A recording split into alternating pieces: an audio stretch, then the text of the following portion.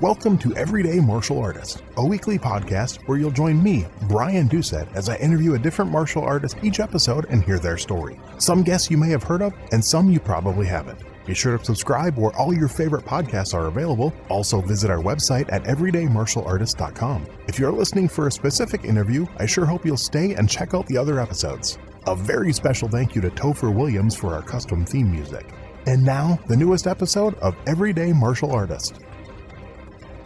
Everyday Martial Artist is brought to you by KOOnline.com for all your martial arts needs. Sparring and safety gear, rank belts, uniforms, weapons, patches, and more. Wholesale supplies made by martial artists for martial artists. Visit us today at ko-online.com. Hello and welcome to a new episode of Everyday Martial Artist. I'm your host, Brian Doucette, and as we do every week, we're joined by a brand new guest talking about their history, their journey through the world of martial arts, and other stuff they might be involved in. My guest today is a martial artist with belts in numerous styles. Since childhood, he dreamed of working in film and television, even attending filmmaking camp in his youth. As he grew older, he continued with filmmaking, at first with an old Super 8 camera of his father's and later with modern digital technology. After high school, he focused on visual art, earned his BFA in the School of Visual Arts on a full scholarship, and his master's degree from Hofstra University. He was a technical advisor on the series The Human Weapon, and as a stunt performer, he's worked on John Wick's Chapters 2 and 3, The Blacklist, The Punisher, and more. Please welcome my guest today, Mr. Stephen Koepfer. How are you doing today, sir? Hey, what's up, Brian? Thanks for having me on, man. Oh, my pleasure. I'm glad I know we talked about it for a few months and a lot of stuff going on in both our lives, and we were finally able to make it work. So I'm excited about this. Yeah, absolutely. So like we do with all my guests, we're going to jump back to the beginning. I want to know where that first spark, that first interest in martial arts came from. I thank my mom for that. My mom was a professor at City University here, and they had a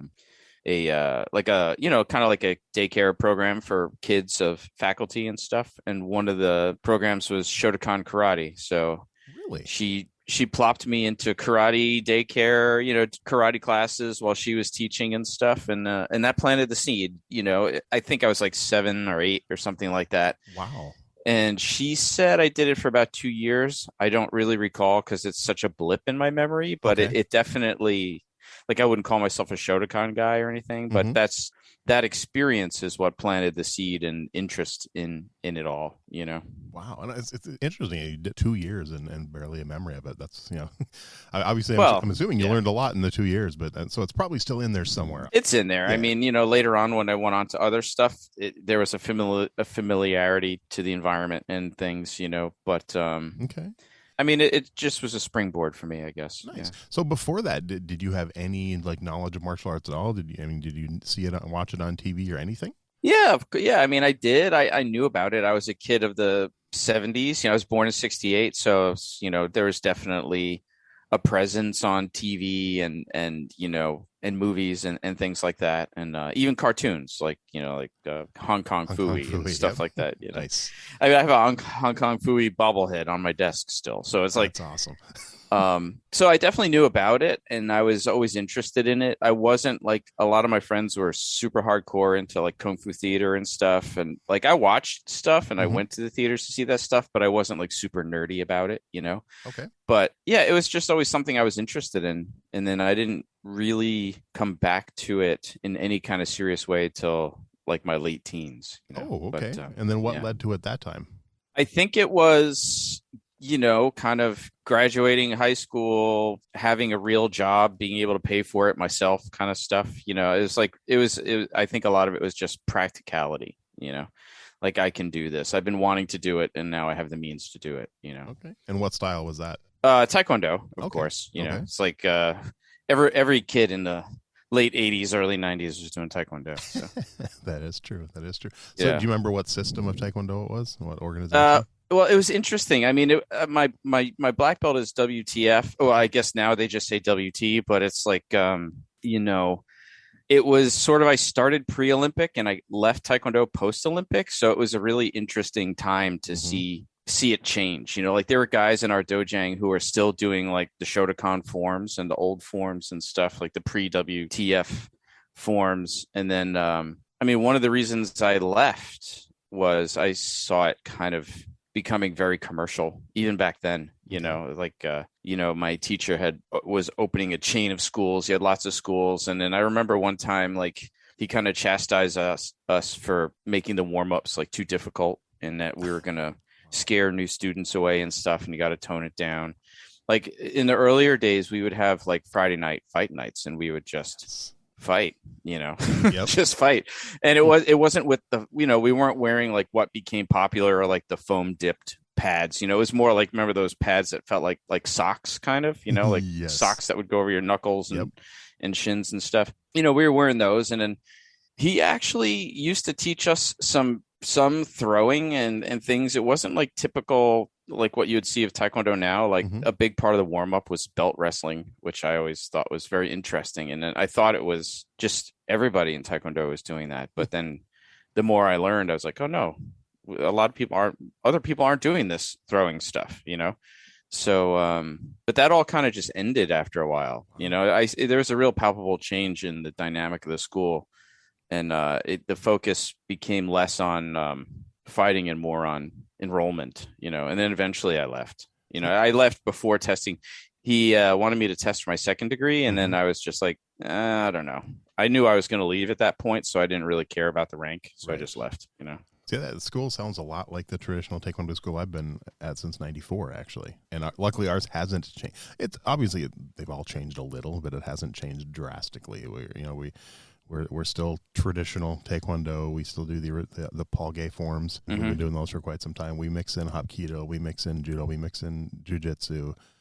We do plus we also do tournaments, so it's a mixture and stuff. But so we have some of those games like that. I remember doing like the belt wrestling stuff and and things like that. Yeah. So I think kind of very, very, very similar. So yeah, I really did enjoy it, and I mean and even though I didn't leave there unhappy, I just, in the sense of unhappy with the place, I just kind of hit I think like everybody in like 93, I think I left Taekwondo in 95. Okay.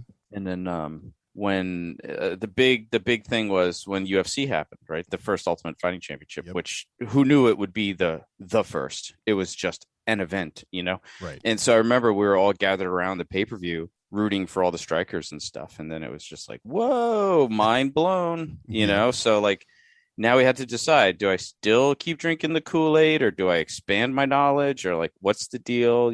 So I ended up 2 years later, I was gone, Okay. It was kind of a combination of the changing culture in that dojang, and then also just opening up of what else was available out there. And then, of course, the growth of the internet was a huge factor in that, because you could really see what was out there. It wasn't like when you first joined a school back in the day, you just believed everything the teacher told you because that was the only resource you had, right? So I definitely want to get to what comes next, but just curious, during your years in Taekwondo, did you get into competition at all, or was that not part of what you wanted to do? Oh no, I did. I definitely did some competitions, in fighting and forms, both, I definitely did some of that. And not just in Taekwondo, I did some NASCA. I was like NASCA rated back in the early 90s and stuff. Really? I mean, that was kind of like, before NASCA became as acrobatic and gymnastic as it is now, right? But, for the forms and stuff. Yeah. So did you ever go to any of the big NASCA tournaments, or just the local ones out east? No, just local ones. I didn't really travel to like do Battle of Atlanta or any of that stuff. I just kind of did the local stuff. Okay, because I went to the Diamond Nationals probably 5-6 times, mainly just to watch. I had friends competing and stuff, and coaching and cheering them on. But that was my first experience with NASCA, was the Diamond Nationals in I think 90 or 91. So cool. Definitely a different experience. I remember the first time seeing like those acrobatic musical forms and stuff, and it's definitely different. I mean, it's fun to watch, but yeah, it's definitely very different from what I was used to in traditional martial arts. So yeah, definitely. Okay. So then where'd you move to after Taekwondo? After Taekwondo, I kind of just started searching around for schools, and then I found a Sanchao school here in the city, and then it was a good time. It was a good next move for me, because it was a bit more realistic fighting, and then we were really incorporating throws into it. There's some rudimentary grappling going on that we did, like that everybody was doing in the mid 90s, unless you came from wrestling or something. But so by that time, and it was a pretty open school. They didn't just do Chinese stuff, although we were doing like all the typical things that you would get in a Chinese oriented school, with like all our forms and things like that. But I was really just there for the fighting, to be honest. And Okay. and then so then I had I trained with them until about 99. And then that one, a bunch of us left pretty disgruntled. There was some unhappiness going on in the school and things. So like a bunch of us kind of did a mass exodus. And then, but even there, that's where I really cut my teeth in learning how to fight. I think I did my first, it was a Shuto rules fight here in New York, right the year that New York banned MMA. So it was like I got in just under the wire. I got a fight in right before they banned it here. Then after that, I had a bunch of kickboxing, like Sanshou fights. And then I started entering grappling stuff, because I really learned that I loved grappling. I did the Gene LaBelle's World Grapplers Challenge up in Toronto. We drove. That was my first time grappling. I was like, we're going to Toronto to compete in this thing. Wow. It was great, man. I mean, I wasn't like some standout grappler, but I went 1-1 and I won with a pretty, I won the one that I won was with a submission, and I lost the other one on points. So to me, that was just like great.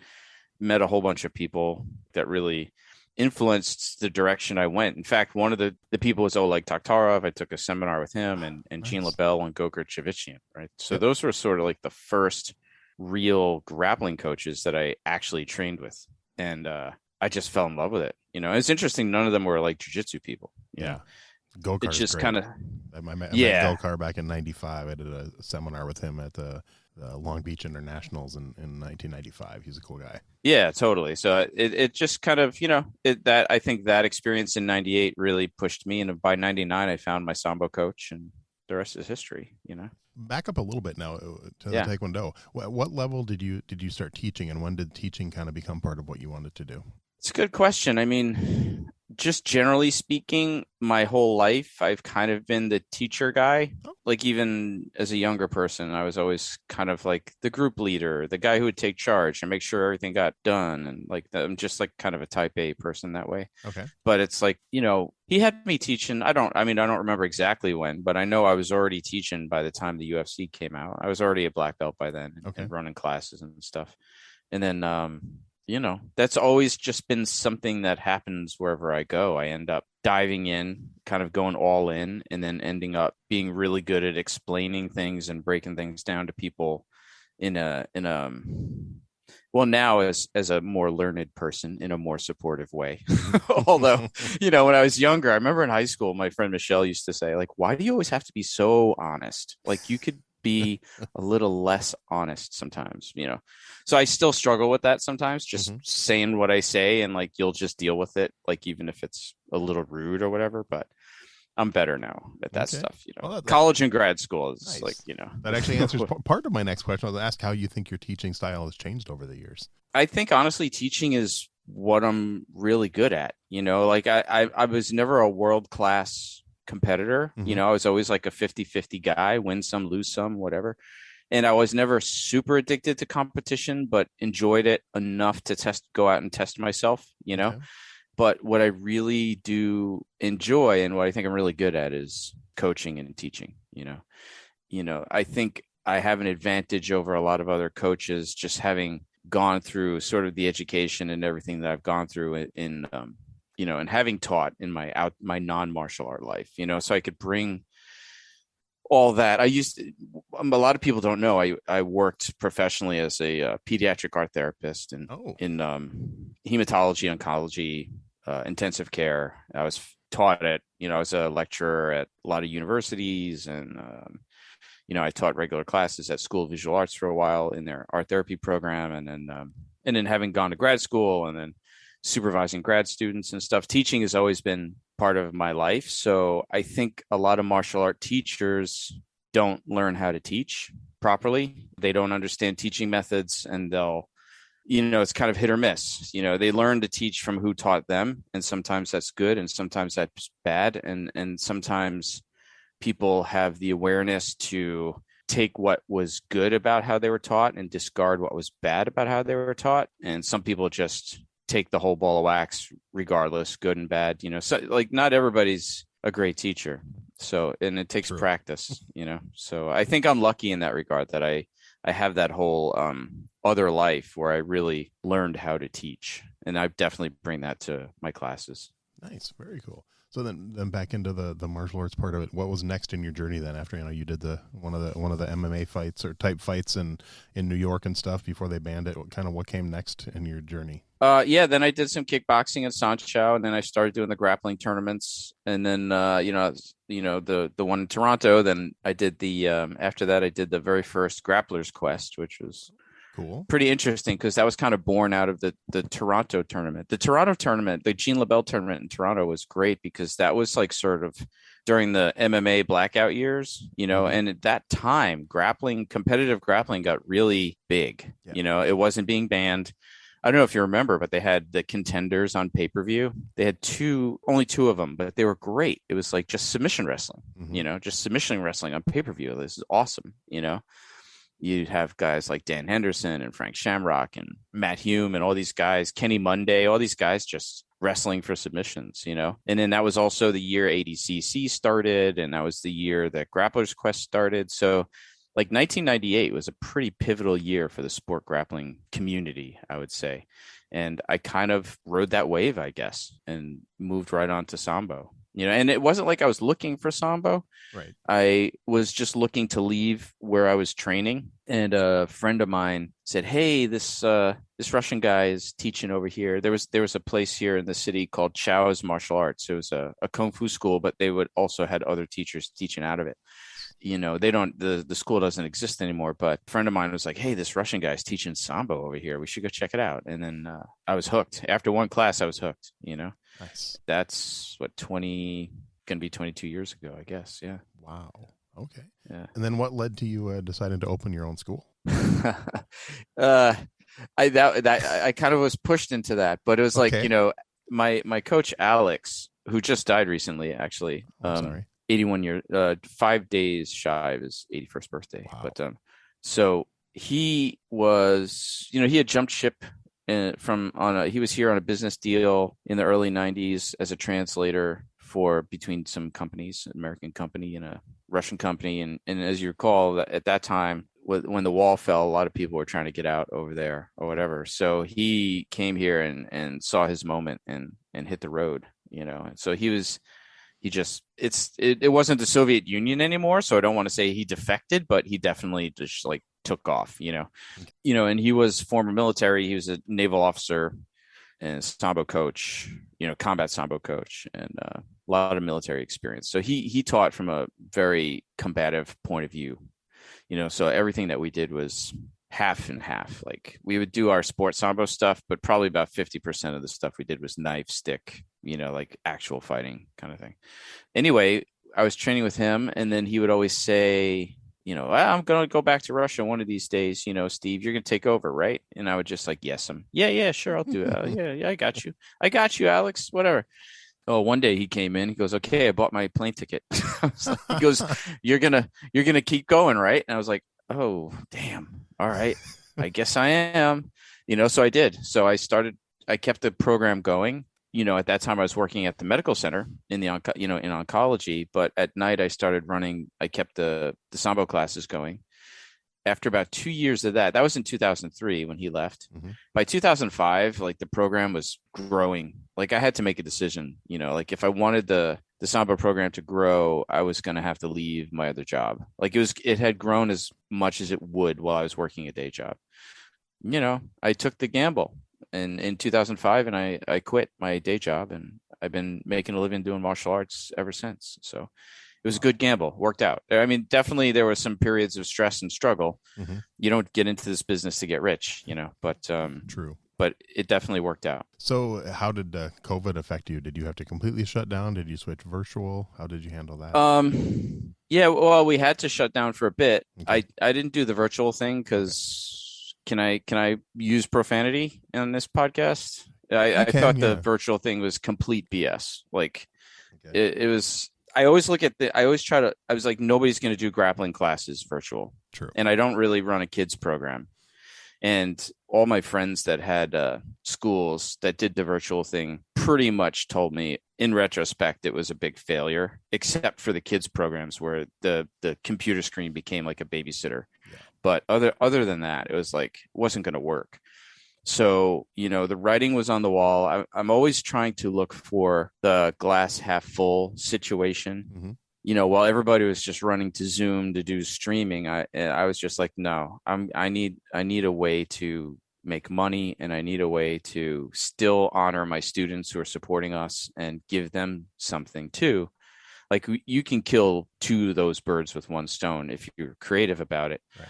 And so I set up a streaming channel, like an on-demand channel, free for all my students, $10 a month for anybody else who wanted to subscribe to it. Nice. And I would put up 2 videos a week. And I've been doing 2 videos a week since March of 2020. Okay. So now we've got hundreds of videos up there. And basically how it started was, we knew we were going to be told to shut down. The writing was on the wall. So a friend of mine who runs Park Slope BJJ here, my friend Mark, we got together and recorded a bunch of lessons in advance, like just started recording lessons with each other. Smart. He would use them for his stuff and I would use them for my stuff. And we made an agreement, like they would be exclusive to our guys. You know what I mean? Mm-hmm. And like, we wouldn't just put them up on YouTube or whatever. Right. So recorded a bunch of those. And then I also had bunches of seminar footage that I never had published before and things like that. So I probably had remember the time when they were like, oh, we're going to close for 2 weeks and see what happens. So we were just like, all right, I got enough to last like a month. I got enough content, and then we'll reopen and I can start putting up new, fresh content that's not on my YouTube, like exclusive stuff. And so we didn't reopen so quickly. Right. So I had to get creative. And then I was like, okay, well, I'm running out of seminar footage. I'm running out of lessons. I'm running out of all this stuff. And I have subscribers now. So like, I'm obligated. Right. So what I did was I have probably like 20 years of grappling matches, MMA fights, like you name it, content, stuff that I've recorded of our team members and just going to events and stuff. So I started creating breakdown videos. Oh, cool. And so I started, I probably have about now, and I called them coach sessions. Okay. And this is where my filmmaking side of me really was helpful, because I was able to go in, edit, do slow-mo, put animated like arrows and, like stuff like that, and just really break down fights and talk the viewer through the fights and the matches and say, maybe he should have done this, maybe he should have done that. Do like analysis, like color commentary. And so I did about 70 of those. So there's about 70 of those on the channel now. Then eventually we got to reopen again. So now what we do is we record all the instructional portions of my classes and we put 2 up a week. So anybody who's, we get a lot of people come through our gym from around the world and stuff. And like, people always ask, like, do you guys have affiliate programs or anything like that? And I'm like, nope, no affiliations, no certifications. I don't really believe in any of that bullshit. But if you want to see what we're doing, you can subscribe to this channel, and we put the instructional portions up twice a week. So we've been doing that since we reopened back in April, I guess, or something like that. Wow. And so, yeah, the channel's actually really grown into like a pretty cool thing. And then back to your original question, like while everybody else was doing Zoom for free, I was actually making money off of people subscribing to see this stuff. And my students were still getting free content. So it was just like something that I always wanted to do. Like, I know like Marcelo Garcia has MG in Action, they put all their classes up and people could subscribe and the students get it for free. Eric Paulson has the same thing for a similar thing for his organization. They put up content that's available to all the members of the organization. And I always kind of wanted to do that, but I was a little lazy to actually get it started, So COVID gave me the time and inclination to do it. So I think that happened. That's the whole reason I started this show. This show had been in the back of my mind as a radio show since the mid '90s, and had tried to get this show on radio stations. And finally, when COVID hit, I'm like, I'm just going to do it as a podcast. COVID gave birth to a lot of podcasts for sure. That is true. And a lot of them have come and gone. I mean, it's crazy, but I'm glad this one's still going. So. Now, you mentioned filmmaking, so talk a little bit about how you were able to blend your love of martial arts and your love of filmmaking and start doing that. I know, like I mentioned in the intro, the Human Weapon and John Wick and the Blacklist and the Punisher and stuff like that. Talk a little bit about how that happened. Yeah. Well, I mean, you did mention like that I was interested in filmmaking since childhood, which I was. I mean, I actually thought that was going to be my career back in the day. Like I was definitely a creative kid. I came from a family of cops and firemen and soldiers, basically. So I'm kind of the first one to not be that person. but I had very extremely supportive parents. My dad didn't care that I wasn't going to follow his footsteps into the fire department. Although he was still, he was still a fireman, and he would always throw out you should take the exams, the civil service exams, like just in case, But I was like, I don't know, and I remember my uncle he's my great uncle, but he was like the vice president of a bank. I remember over dinner one night, I had gotten a scholarship to go to School of Visual Arts. And he's like, oh, that's really great. But like, how are you going to bring home the bacon? Like, he was like, but my parents were very supportive. And so I was just always making stuff and creating stuff and filming stuff. And, first on film and then eventually on camcorders and like whatever, just always making stuff. I was also a musician. So there was a time, like sort of when I was younger, where I was going to decide visual art or music, because I played in bands like up all through college. And then I kind of stopped when I went to grad school. I play piano, Okay. So I chose visual art. And then I went to School of Visual Arts with the intention of becoming a filmmaker. I wasn't in the film program. I went in for advertising. Got my Bachelor of Fine Arts in Advertising, but I figured I'll learn how to make commercials, 2-minute films, 30-second films, like whatever, it would be an entry into the industry. Right. But along the way, I learned about art therapy, and I fell in love with that. And I fell in love with working with people, and so that kind of took me on that detour for a bunch of years. But even so, like martial arts brought me back to, as to your original question, is martial arts brought me back to television and film. Okay. And really, I guess, started by YouTube. Like in 2005 or 2006, YouTube was launched, and I started a channel, started putting up Sambo instructional things, and that's how people actually found me. I mean, that's how. Really? Yeah. I even, like, Bas Rutten had a short-lived website back in the day called MMA Today. And I was producing some content for that. I just started making videos. I mean, technology just made it so easy back then compared to, like, when I went to filmmaking camp when I was a kid and we were like editing on these gigantic Betamax, decks and stuff. And it was like YouTube just made it so simple. And then eventually the technology, as you know, improved and improved. And I just kept making content.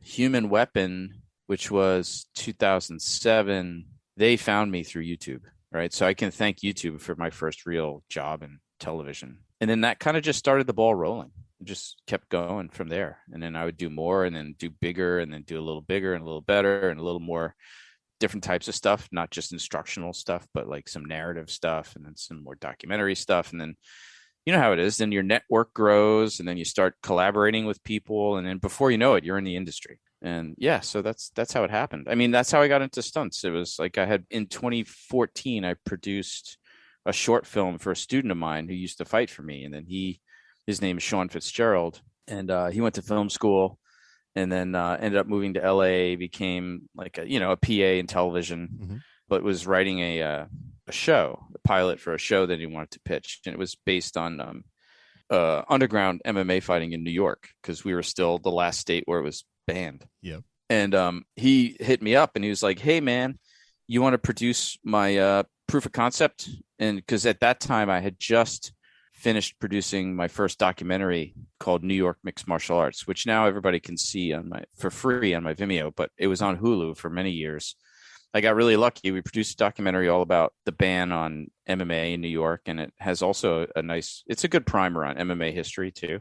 That got on Hulu. We were really lucky. We got distribution. Like you're very lucky to get distribution and get picked up on your first film. It's like almost never happens, but we did. So Sean was like, hey, big time producer, you want to do my pilot, my content, my proof of concept? And I was like, yeah, sure.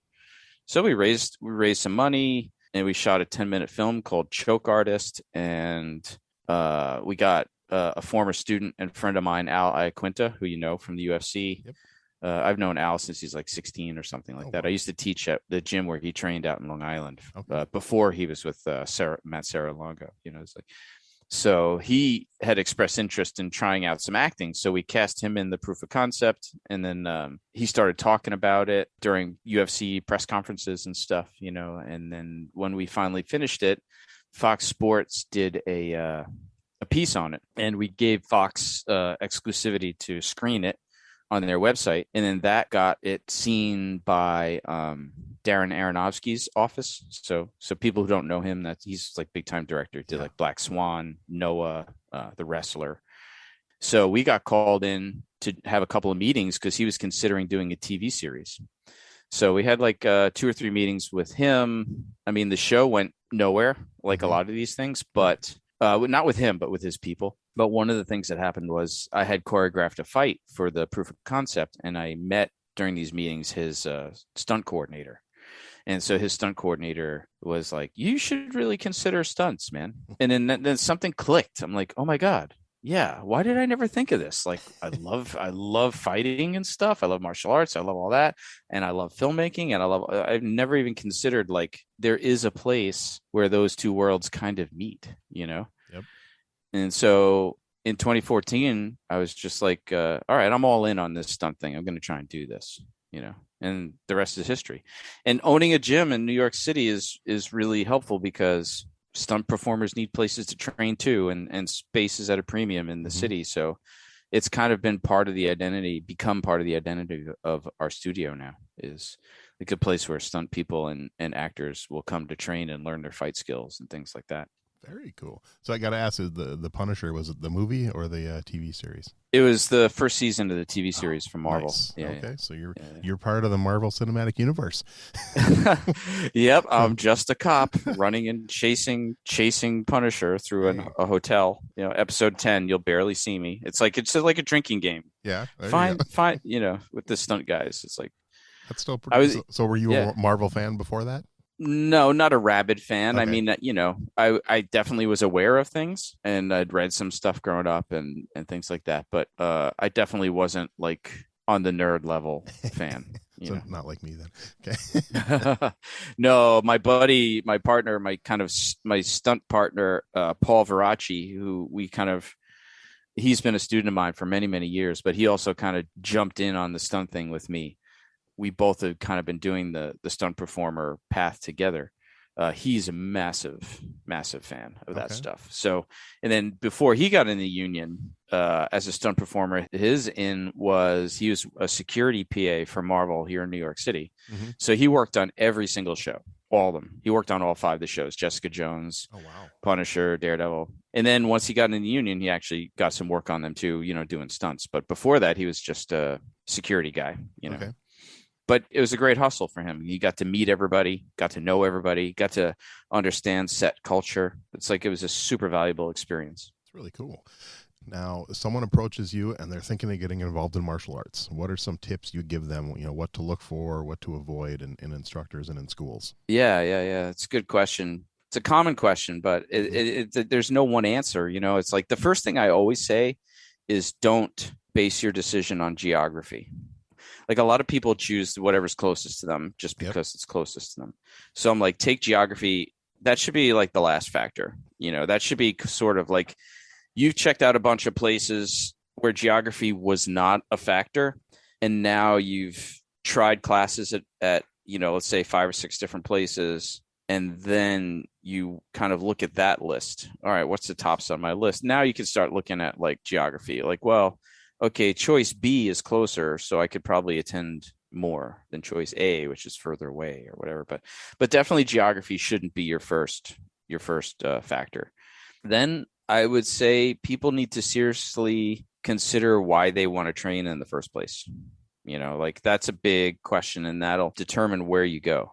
I know a lot of people will you know, kind of fall on, especially those like us that are into, you know, more the combative sports communities or where people are fighting for real and stuff like that. Like they'll kind of poo-poo like more recreational like programs. And I don't have an issue with that. Like not everybody's going to be an MMA fighter. Not everybody's going to be a kickboxer or competitive grappler or whatever. There's a lot more involved in that choice than that. In fact, I think that's the least amount of it because you're not going to be an MMA fighter forever. You know, like I actually don't even consider MMA guys martial artists. I just think of them as fighters. Mm-hmm. I said, it's like, we'll find out if you're a martial artist when you keep training after your fight career is done. Like, are you really all in on the training and the community that you're a part of?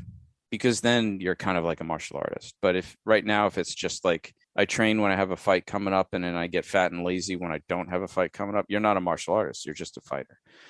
So I think understanding your goal, like why you want to train, what you're looking for, which is easier said than done, but at least you should think about it, and then try out different places. And one of the things I always say is how many senior people are there? Literally talk to people, how long you've been here.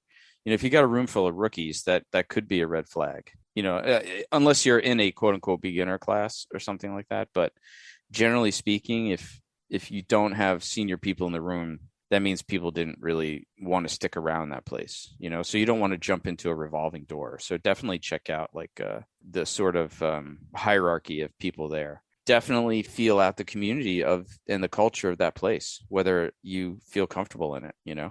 There's no one answer to that. But what I would say is that room that you train in, that mat, is a microcosm of the world, of your world, and how you behave in there and how you learn how to overcome struggle and challenge in there is going to translate to how you do that in life. And you want to be able to, you need to be in an environment where you feel comfortable enough to take risks, to allow yourself to be vulnerable, and to put yourself in situations that you will absolutely lose. Like, you will not win this scenario because you don't know anything yet. You're not supposed to.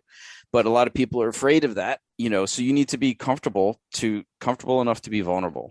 And that's super important in a place. Style is less relevant. That's more about what you want to do. Like, do you want to do kendo? Do you want to do sword work? Do you want to do fencing? Do you want to do, Filipino stick stuff? Like, the options are there's so many options for like what you want to do. Right. But the common denominator is the community that you're going to try and be a part of. Like, is that a community you want to be a part of? And the only way you're going to do that is to try out different classes. And if they're trying to hook you in, right, like, here's my sales pitch. Somebody comes in to take a trial class at our studio. And when the class is over, I'm like, thanks so much for coming. I hope you had a great time. If you want to come back, I'll see you soon. And so many people are expecting the hard sell. Yep. And I'm like, listen, dude, I don't want a student that I have to convince to join here. Right. I want you to join here because you want to join here, because you like the feeling here. You like the people here. You like the training here. So, I just tell people, if they hit you up with the hard sell, just walk on out. Just walk right out. That's great. I love that. Yeah. And it was actually kind of funny because my last guest, I think it was, location should be the most important. So it's like, you can see everyone has a different opinion. So that's why I like having this. It gives people different options on kind of take whichever person you think gave the best advice, take a mixture of it and go find a school. So, I mean, you know what it is like, location certainly is important. Yeah. I just don't think it's the most important. Like when sort of things started opening up again after COVID, I've been wanting to do kendo forever, probably since childhood, like probably since I saw some documentary on Star Wars where they were talking about kendo and Kurosawa, and all this stuff is based on Japanese swordsmanship. And like, I've never formally studied it. Okay. And it's something I've always wanted to do. So like, coming out of COVID, like a lot of people, I thought to myself, I'm going to devote some more time to myself than I was doing before. Mm-hmm. Like, I'm not going to work myself ragged like I used to. And, so that included, I'm going to find a kendo dojo and start training kendo. I want to do that. So definitely, like, with my crazy schedule, like, location was an issue. Right. You know what I mean? But I still knew that I wanted to do it for myself. I wanted to see if there was there were a whole bunch of personal goals I had, and none of which had to do with anything other than, like, no aspirations to compete in kendo, although I'm not opposed maybe someday if I'm good enough, but like, no aspirations for that. I have zero aspirations to gain rank in kendo. I have just want to be in a place and start learning a new skill under qualified people in a community that I feel comfortable with. Nice. I think location's a bigger factor when it comes to kids and parents having to get them there, and adults who have previous martial arts experience. Then location, maybe makes a little bit of a difference, or maybe not so. Because if you're an experienced martial artist and you want to learn a certain style, you're going to go wherever you need to go. And if you're a parent and you have to bring your kid to 5 different activities plus martial arts, location is going to be a bigger factor than it might be for a 19-year-old kid starting for the first time. Oh yeah, absolutely. Yeah. If you're picking the kids up at school and you got to get them to here before you go over there, like for sure it's a factor. But since I don't have a kids program and most of the people I see coming in are young adults, like the youngest that we have is like, we'll have like teenagers if they're mature enough. But perfect. Most of the people that I deal with are paying their own way, kind of like me, paying their own way, and that's they're wanting to do this and find a community. Nice. So. And normally this is a spot where I ask people, traditional martial artists, their thoughts on MMA. We've kind of talked about MMA quite a bit. I'm curious, switched up a little bit. What are your thoughts on weight cutting in MMA? Yeah, I have a love-hate relationship with MMA in general. Yeah. I was like very into it in the early days, but that wasn't really MMA. That was NHB. Right. I'm not that into MMA now, honestly. Like my students will come in and be like, "Did you watch this fight or that fight?" I'm like, "Who? What? No, I don't care anymore." Same here. Like I kind of, once we got MMA, I was really invested in the fight for legalization here in New York. Mm-hmm. And once we got it, I kind of just left. I made this decision. I wasn't going to train fighters anymore. Okay. We cut out our MMA program in the gym, and I had a few guys that were still fighting, and like I'm going to coach them until they're done. And then I'm not taking any new fighters. So it's not that I have anything against MMA. It just doesn't get me excited anymore. Right. Now it's just kind of like big business and like whatever. I don't really care. Like rankings don't mean anything. I don't feel like I can follow the stories of fighters like I used to in the early days where I knew every single guy fighting. And now it's kind of like why I still prefer the amateur fights more, because I get more stories there. I can follow people. To your question about weight cutting, it's horrible. Yeah, it's horrible. It's ridiculous. I mean, there's a lot of problems with the regulation of the sport overall, like particularly with like some of the matches that are approved by various various commissions. I just shake my head like, how did this match get approved? When it comes to weight cutting, I really feel that like in the best world, it would be great if everybody just fought at their natural weight, but that's never going to happen. It's like a fantasy.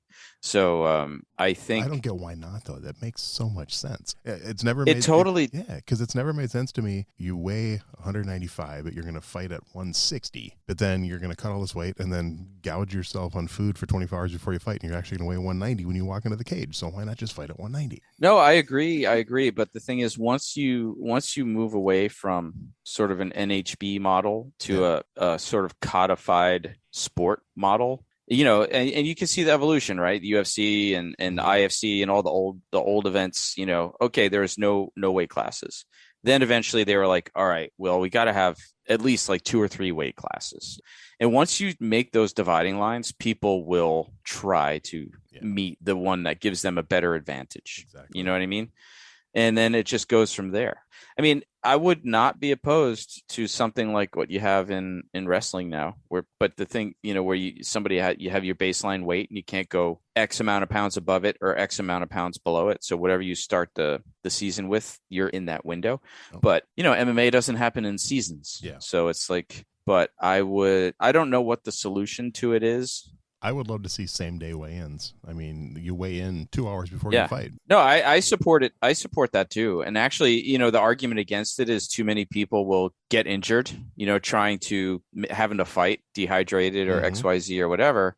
And my answer to that is that's how you learn not to do that. Exactly. You know what I mean? It's 100%. Like you let it happen, let people get smashed. Let the doctor tell them, nope, you can't fight today because you're way too dehydrated or XYZ. And then eventually that behavior will stop. Yep. Agreed. Fingers crossed. Maybe we'll see it in our lifetime. I'm not holding my breath, but you never know. No, I don't know. I mean, yeah, I don't think it'll ever, whatever rules are created, people will figure out ways to game the rules. That's just human nature. So I think we'll always be struggling with the issue in some way, shape, or form. Yeah, unfortunately, I agree. So in all your years of martial arts, can you pick one martial artist that you truly admire, put on the top of your list? I can pick more than one, but I mean, well, most people can, maybe 1 or 2. Yeah. I mean, and it doesn't have to be someone you've actually trained with either. So yeah, I mean, I don't know. I really, really. For Tops would be my coach, of course. Mm-hmm. You know, like, of course, most people don't know who he is or anything about him, but he was the most inspirational for me. You know, I've been so lucky to meet and train with people, and I'm just going to stick with people that I've actually trained with. Okay. I mean, there are definitely there are people that I look at their careers and say, damn, that's like the Ree brothers, right? Oh yeah. Yep. Like those guys that I just look at their career and I'm like, dude, Best of the Best was one of my favorite movies, like growing up. And then, so now it's like, look at where they are now. It's amazing. Or like Gene LaBelle would be somebody that I never met that I aspire to be like that guy. You know, like I feel like like grappler, martial artist, stunt man, like just like kind of, he's that guy. He's the icon for, legendary. Yep. Yeah. But I would say definitely probably of people I haven't met, or I should say I've met Gene LaBelle twice, but people I haven't trained with would be LaBelle for sure. Perfect. Like nice. I think he's the number one. Oh yeah. I met him. That's that same tournament that I met Gokar at back in '95. Gene was there doing some reffing and stuff, so I got to say hi to him and get my picture taken with him and Gokar and Benny the Jet were there, so that was kind of fun to meet some of those guys. But yeah, Benny the Jet's another one, man. Yeah. He's another one. I don't know. Like I'm not on the Bruce Lee bandwagon. Yeah. I have nothing against Bruce Lee, but I wasn't. I mean, I had his poster up in my bedroom when I was a kid. You know, the nunchucks poster, like whatever. But it's like I just look at him. I don't put him up on the pedestal that a lot of people do. Yeah. You know, so I think the legend has grown a lot bigger than the actual guy. Like, not that he wasn't influential and not that he wasn't revolutionary in some ways, but it's not like, people give him this moniker as like the father of MMA or whatever. I'm like, not really, dude. I don't think so. The guy wasn't even about fighting, like sport fighting at all. Like MMA is about, it's a sport. Right. It's, people forget, like, no, MMA is not anything but a sport. It's and it wasn't something that Bruce Lee was like, would he like it? Probably. I don't know. But it wasn't like he was out there pushing rule sets and trying to get people to compete in sport stuff. It was doing the opposite, It's like, so he's definitely not the father of MMA.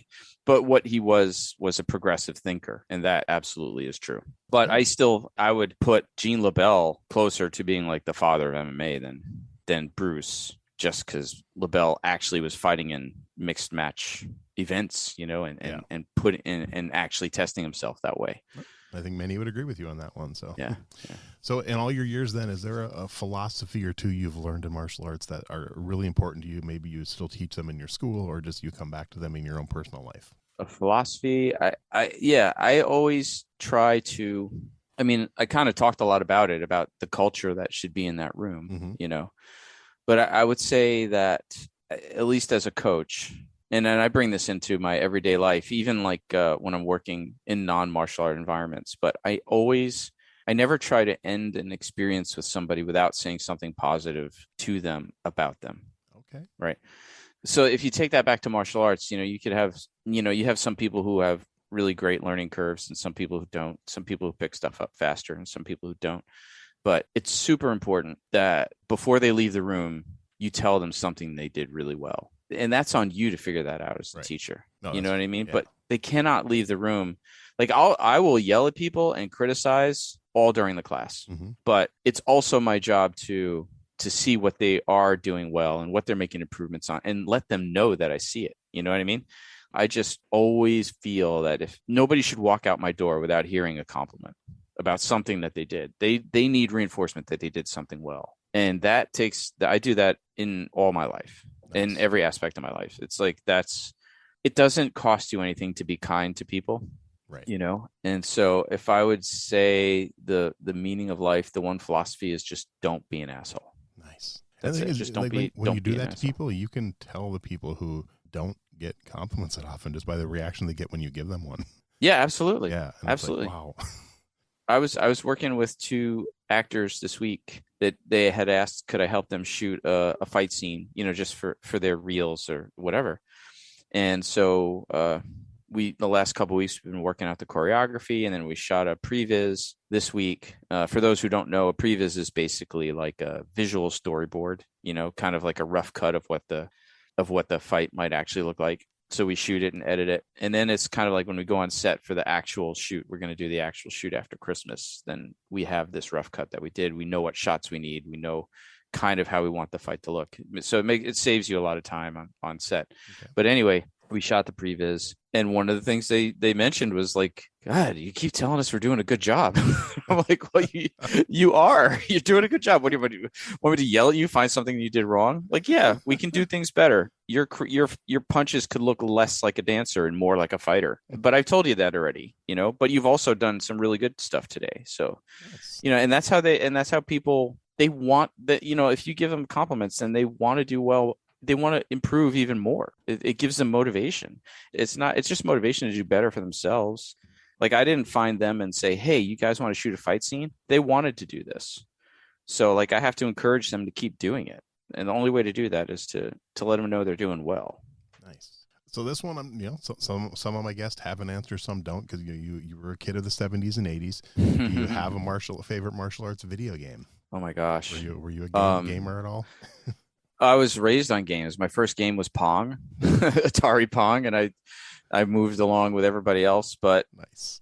Yeah, Punch Out was pretty. Mike Tyson's Punch Out. That was a pretty fun one. I don't know. I like my video game. I was more about the shooters. Okay. I wasn't really a button masher kind of guy. Okay. Like, even when the UFC games came out and the Pride game and stuff, I was like, I got bored of that stuff really fast. The stuff that I liked when I was a kid was more like Pitfall on Atari. It was like, oh, this is like Indiana Jones. It's like that kind of stuff. Yeah. The Star Wars games. Pitfall's an all-time favorite of mine. I love Pitfall. Pitfall's a great game. So, yeah, I wasn't into the fighting games too much. Okay, that's good. No, hey, Punch Out. We'll go with that for that. That's a good. Yeah, one. For sure. But favorite martial arts TV show, and it can't be one you worked on. No. I mean, I'd say, more contemporary, probably. Like, I really, really, I don't know if it's a full-on martial arts TV show, but Gangs of London was incredible. Okay. The fighting in that show is incredible. Like, if people haven't watched that show, they need to watch that show. And then Warrior. Yeah, Warrior's really good. Warrior's good. There was only one season of it, but on Amazon, there was Jean-Claude Van Johnson. Did you watch it? No, I didn't. You have to watch. It's one season. It's Van Damme playing himself. And it didn't get renewed for a second season, but it is hysterical. It's hysterical. And I'll just give you the sort of the log line is that Jean-Claude plays himself, but he's really an international assassin, and his code name is Jean-Claude Van Johnson. So like, all the travels he's done through his entire career to all these different places in the world were all cover for hits that he was going to do. That's awesome. So it's such a great show. And it's about him coming out of retirement, and making fun of himself. I love when actors make fun of themselves. Yeah. I love it. I'm definitely adding that to my list. You will love it. Like, my friend and I watched it with his son, who's like, at the time, it's like 18 or 19, and like didn't quite understand all the humor. Okay. But anybody who grew up watching 80s martial arts movies, you will totally love this. You will love this. Nice. I will find it this week then. So, all right. Next one, favorite martial arts movie. You mentioned Best of the Best. Best of the Best. Yeah. Best of the Best was definitely like from the 80s. That movie was pretty. It was one of those ones I had on VHS that I would just watch over and over again. Yep. James Earl Jones's motivational speeches in that movie are just so amazing. Good. Yeah. But I guess have you seen Throwdown by Johnny Toe? I don't think so. Check that one out. Okay. It's amazing. It's probably like 12 or 13 years old now, but or maybe 10. It's a Hong Kong movie, but it's all judo. Okay. It's probably the best grappling movie made ever. Oh yeah, it just found it 2014. Okay. There you go. Okay. Yeah, it's really amazing. The grappling in that I will say this, it's better than like the grappling in John Wick. It's better than definitely better than Red Belt. I thought Red Belt sucked. I hated that movie. But oh my God, it just dragged on. I had such high expectations for it, but it was a letdown. It was pretty trope. I was like, whatever. So but Throwdown, so good. Okay. So good. Another great one is have you seen Fighter in the Wind? Oh, love that movie. Yes. Yeah, Fighter in the Wind is like one of my all-time favorites. Yeah, no, my Taekwondo instructor turned me on to that one years ago when I found the a bootleg on eBay and ordered the DVD, and yeah, it's such a good. And so the fact that it's a true story and stuff, it's just such a good movie. Yeah, totally. I don't know. I have a lot like, but those Throwdown and Fighter in the Wind probably up there. John Wick 1, the first John Wick, was just like kind of a mind blower. Yeah. I was like, oh my God, somebody's doing fight choreography with the kind of stuff that I like. That's amazing. Nice. Because I was never into like I said, I was never like all in on the kind of like kung fu type, Hong Kong type choreography. Yeah, the that stuff. very the very metronome, like ba ba ba ba. I respect it. It's amazing. Yeah. And I love Jackie Chan because he didn't exactly do that. Right. You know what I mean? But like I don't really get into that stuff and like the Matrix type stuff. I mean, like Matrix was a great movie, and it was so revolutionary like for the American film industry by bringing all the wire work and everything from Hong Kong to here. Right. And it was cool, but like I was never into that stuff to begin with, so I like more gritty stuff. No, I like Way of the Gun, like movies like that. Nice. All right, and final one, and this one I'm curious about since you're a film guy yourself.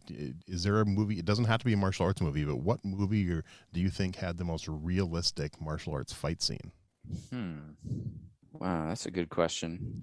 Generally, none of them are, generally realistic is boring. But when it comes to like being close to realism, or at least using technique that kind of is legit technique, but maybe all strung together in, like John Wick would be an example, right? Like all the stuff he does is like actual technique, but it's the way they string it together would never happen. Right. But it feels viscerally real because that is like real stuff, Yeah, I don't know. What would be the most, I'll tell you this. I was at a press screening for Warrior, with the two brothers that were fighting each other. Oh yeah. Yeah. It was great. It was like, we're in this theater in Times Square. It's an advanced screening. And so nobody really had seen the movie yet. And there really hadn't been a good MMA movie yet. Right. You know what I mean? And then, you're like 30 or 40 minutes into the movie and there's no fighting going on. It's like a legit drama, typical underdog fighter story with the alcoholic, terrible dad and like whatever. The story's, it's a genre story. But that first fight scene against Mad Dog, when they need to find a quick opponent and he happens to be in the gym, and then they go in and he just demolishes the champion like in 30 seconds. Like I remember the whole audience like just stood up and started cheering. I was like, wow, that's the first real kind of like MMA fight I've seen on screen. So I'll say Warrior. Okay. That'll be my answer for you. That's a good one. Well, Stephen, I just want to thank you, man. This has been a lot of fun. So we chatted online quite a bit, and I didn't know knew a little bit about you from reading the bio, but you definitely had an amazing life and continue to do that when you run your school and everything. But just seriously, thank you. It's been such an honor to have you on the show. Oh, my pleasure, man. I'm glad to do it. It's fun. I dig your show. Ever since I saw I don't even know how I got turned on to your show actually, but I've listened to a bunch of them. Yeah, I know someone you knew, I think, was on one of my episodes or something, and that's. Maybe it was Adrian Paul. Adrian Paul. Could have been. But no, I seriously appreciate it, and send me links for anything you want to put in the show notes for your martial arts school, your movie studio you have, whatever you want me to promote on there. I'll add it in the show notes, and if all goes well, this episode should be out in probably about 2 weeks. So cool. We'll be celebrating the new year. Hey, yeah, you actually might be my first one of the new year. I got to look at the calendar, but you might be it. So, but once again, I appreciate your time and look forward to talking to you again. Hey, thanks a lot, man. I appreciate it. Thanks for listening to Everyday Martial Artist. We hope you will join us every week for a brand new episode with a different martial artist telling their story. If you enjoy the show, be sure to leave us a review. Also, be sure to check out our website at everydaymartialartist.com. There you can find all of our episodes and contact us to suggest guests and ask questions. Again, thanks for listening to Everyday Martial Artist, and we'll see you next week.